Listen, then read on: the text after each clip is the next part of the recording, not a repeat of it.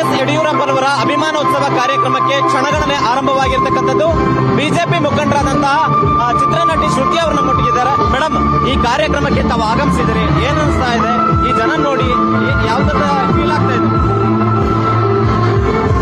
ಈ ತರದ ಒಂದು ಕ್ಷಣಕ್ಕೆ ನಾವೆಲ್ಲರೂ ಸಾಕ್ಷಿ ಆಗ್ತಾ ಇರೋದು ನಿಜಕ್ಕೂ ಹೆಮ್ಮೆ ಅನ್ಸುತ್ತೆ. ನಾನ್ ತುಂಬಾ ಅದೃಷ್ಟ ಮಾಡಿದ್ದೀನಿ ಅಂತ ಅನ್ಸುತ್ತೆ. ತುಂಬಾ ಶ್ರೇಷ್ಠ ವ್ಯಕ್ತಿಗಳನ್ನ, ಅವರ ಬದುಕಿನ ಪ್ರತಿಯೊಂದು ತಿರುವುಗಳನ್ನ ಅಟ್ಲೀಸ್ಟ್ ಕೆಲವು ವರ್ಷಗಳಾದ್ರೂ ನಮ್ಮ ಕೈಲಿ ನೋಡಕ್ ಸಾಧ್ಯವಾಯಿತು ಅಂತ. ಕನ್ನಡ ಚಿತ್ರರಂಗದಲ್ಲಿ ಡಾಕ್ಟರ್ ರಾಜ್ಕುಮಾರ್ ಅಪ್ಪಾಜಿ ಅವರ ಸಾಧನೆ, ಅವರು ಎಷ್ಟು ಸರಳ ವ್ಯಕ್ತಿ, ಅವರು ಮಾಡಿದಂತ ಸಾಧನೆ. ಈ ಕಡೆ ರಾಜಕೀಯದಲ್ಲಿ ಯಡಿಯೂರಪ್ಪನವರು ಕೇವಲ ಒಂದು ಪಕ್ಷ ಅಂತ ಮಾತ್ರ ಅಲ್ಲ, ಅವರನ್ನು ಪ್ರೀತಿಸೋರು, ಅವರ ಅಭಿಮಾನಿಸೋರು.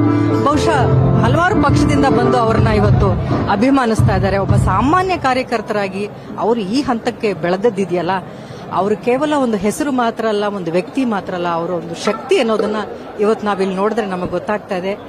50 ವರ್ಷದ ಅವರ ಈ ರಾಜಕೀಯ ಜೀವನದ ಈ ಸಂದರ್ಭ ನಿಜಕ್ಕೂ ಅವರಿಗೆ ಸಲ್ಲಬೇಕಾಗಿರೋ ಗೌರವ ಇದು. ಈ ಒಂದು ಕ್ಷಣಕ್ಕೆ ನಾವೆಲ್ಲರೂ ಸಾಕ್ಷಿಯಾಗಿದ್ದೀನಿ ಅನ್ನೋದೇ ನನಗೆ ತುಂಬಾ ಹೆಮ್ಮೆಯ ವಿಚಾರ. ಮೇಡಮ್, ಸಾವಿರಾರು ಜನ ಏನೋ ರಾಜಕಾರಣಿಗಳನ್ನು ಹುಟ್ಟು ಹಾಕಿದವರು ಯಡಿಯೂರಪ್ಪನವರು. ನಿಮ್ಮ ಜೀವನದಲ್ಲಿ ಯಡಿಯೂರಪ್ಪನವರು ಪಾತ್ರ ಸ್ಮರಿಸಬಹುದಾ? ಖಂಡಿತವಾಗ್ಲು ನನಗೆ ರಾಜಕೀಯಕ್ಕೆ ಬರಬೇಕು ಅನ್ನೋ ಆಸೆ ಇತ್ತು ಅಷ್ಟೇ. ಅದರಲ್ಲಿ ಅವಕಾಶ ನಮಗೆ ಸಿಗಬಹುದಾ, ಅಥವಾ ನಾವಿಲ್ಲಿ ಬೇರೆ ಇನ್ನಾದ್ರೂ ಒಳ್ಳೆ ಕೆಲಸ ಮಾಡೋದಕ್ಕೆ ಇಲ್ಲಿ ನಮ್ಮ ಕೈಲಿ ಸಾಧ್ಯನಾ ಅಂತ ನಾವು ಯೋಚನೆ ಮಾಡ್ತಿರೋ ಟೈಮಲ್ಲಿ ನನ್ನನ್ನ ರಾಜಕೀಯಕ್ಕೆ ಕರ್ಕೊಂಡು ಬಂದವರು ನನ್ನ ರಾಜಕೀಯದ ಬಿಗ್ ಬಾಸ್ ಯಡಿಯೂರಪ್ಪನವರು. ಅವರ ಮಾರ್ಗದರ್ಶನ, ಅವರ ಸಲಹೆ, 15 ವರ್ಷಗಳ ಕಾಲ ನಾನು ಈ ಭಾರತೀಯ ಜನತಾ ಪಾರ್ಟಿಯಲ್ಲಿ ಕಾರ್ಯಕರ್ತರಾಗಿ ಕೆಲಸ ಮಾಡ್ಕೊಂಡು ಬಂದಿದ್ದೀನಿ.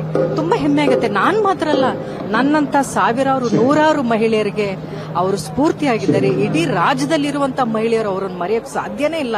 ಪ್ರತಿಯೊಂದು ಬಡ ಕುಟುಂಬದಲ್ಲಿ ಹುಟ್ಟುವಂತ ಒಂದು ಮಗುನ ಭಾಗ್ಯಲಕ್ಷ್ಮಿ ಅಂತ ಕರೆದಂತ ಒಂದು ಮೇರು ವ್ಯಕ್ತಿತ್ವದ ಒಬ್ಬ ರಾಜಕಾರಣಿ ಅವರು. ಅವ್ರನ್ನ ಸ್ಮರಿಸಿಕೊಳ್ಳುವಂತ ಪ್ರತಿದಿನ ಅವ್ರನ್ನ ಪ್ರತಿಯೊಬ್ಬ ಮಹಿಳೆ ಸ್ಮರಿಸ್ಕೊಳ್ತಾರೆ. 50% ಮೀಸಲಾತಿನ ತಂದುಕೊಟ್ಟಿದ್ದಾರೆ.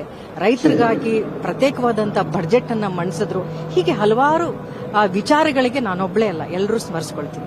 ಚಿತ್ರದುರ್ಗದಲ್ಲಿ ಇಂಥ ಒಂದು ಬೃಹತ್ ಆದಂತಹ ಸಮಾವೇಶದಲ್ಲಿ ತಾವು ಕೂಡ ಭಾಗಿಯಾಗ್ತಾ ಇದ್ದಾರೆ. ಎಷ್ಟು ಖುಷಿ ಆಗ್ತಾ ಇದೆ? ತುಂಬಾನೇ ಹೆಮ್ಮೆ ಆಗ್ತಾ ಇದೆ.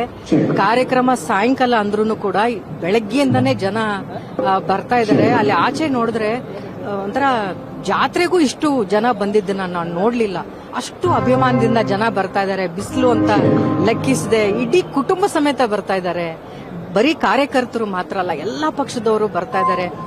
ಯಡಿಯೂರಪ್ಪನವರು ಕೇವಲ ಒಬ್ಬ ರಾಜಕಾರಣಿಯಾಗಿ ಮಾತ್ರ ಅಲ್ಲ, ಒಬ್ಬ ಒಳ್ಳೆಯ ವ್ಯಕ್ತಿತ್ವ ಇರುವಂತಹ, ಒಬ್ಬ ಮನುಷ್ಯತ್ವ ಇರುವಂತಹ ಒಬ್ಬ ವ್ಯಕ್ತಿಯಾಗಿ ಜನ ಅವರನ್ನ ಪ್ರೀತಿಸ್ತಾರೆ.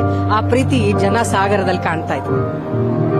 ಯಡಿಯೂರಪ್ಪನವರ ಮೇಲಿನ ಅಭಿಮಾನವೇ ಈ ಒಂದು ಜನಸಾಗರಕ್ಕೆ ಸಾಕ್ಷಿ ಅನ್ನುವಂತಹ ಮಾಹಿತಿಯನ್ನ ಈಗಾಗಲೇ ನಟಿ ಶ್ರುತಿ ಅವರು ಹೇಳಿರುವಂತದ್ದು. Rajashekar, guarantee news, Chitradurga.